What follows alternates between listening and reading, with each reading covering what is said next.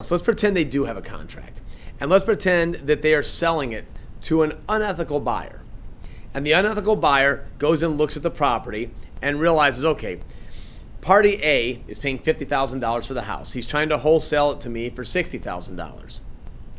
So now this party goes and says, hey, look, they're trying to sell it to me anyhow. How about I give you $55,000 for the house, cut him out, they save $5,000. How is party A best to protect himself against party C cutting him out of the deal?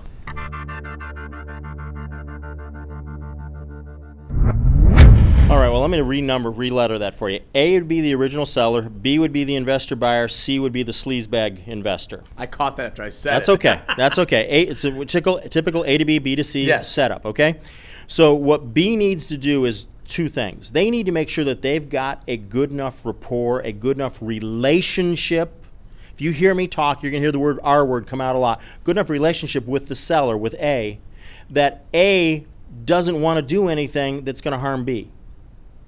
That's the first thing. Second thing is, if you feel like you've got a sleazebag looking at your deal, go ahead and tell A, you know what, we're going to go ahead and just put an affidavit of contract on the public record, just saying that you and I have a deal that I've got to buy this house by the end of next month.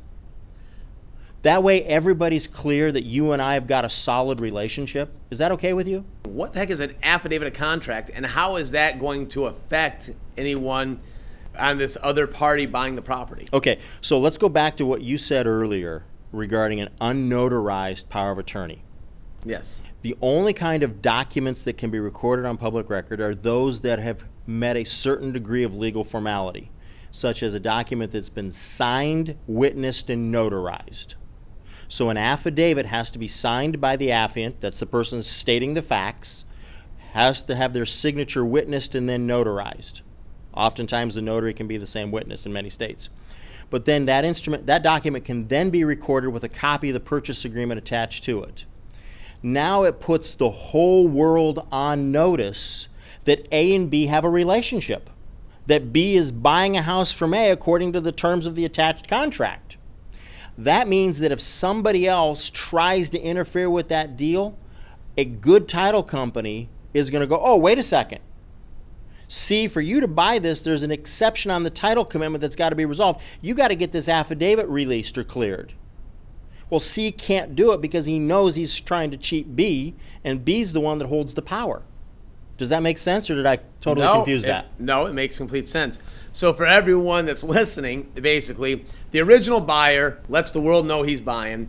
The new buyer tries to buy it and can't do it. So what happens at that point? Then what happens at that point is A and B need to go back and kind of mend the relationship so that B can go ahead and either close on the deal or say, hey, A, it looks like you tried to double deal me. I'm out of here. Take my money back and I'm gone. Good luck. Oh, by the way, if you're going to do that, release the affidavit. Don't let it stay out there. That is a sleazeball maneuver, leaving that kind of stuff that could potentially cloud the title. That's sleazeball. Get it off. If you're going to perform, you take care of it. It closes, it goes off. If you're not going to perform, if you pull out of the deal, get the affidavit removed. Does the original party have any recourse against the person that tried to backdoor them? The original party, are you referring to A? The original buyer. The original buyer, B. Do they have any? They potentially do. They could, if they want to spend lots of money on litigation, they could go after for tortious interference of a contract. And if it's a really big deal with a couple $100,000 of profit in there, yeah, it's worth it. But if it's a simple wholesale deal with $5,000 or $6,000 in it, forget it, move on. Instead, they're just better off, B's just better off letting all their ethical friends know that C's a scumbag. Just let them know that and then just release it and let them have it. Yeah. Hey, I'm not slandering his character. I'm not liable. I'm just telling you he went around me, cut a deal apart, and stole something out from underneath me.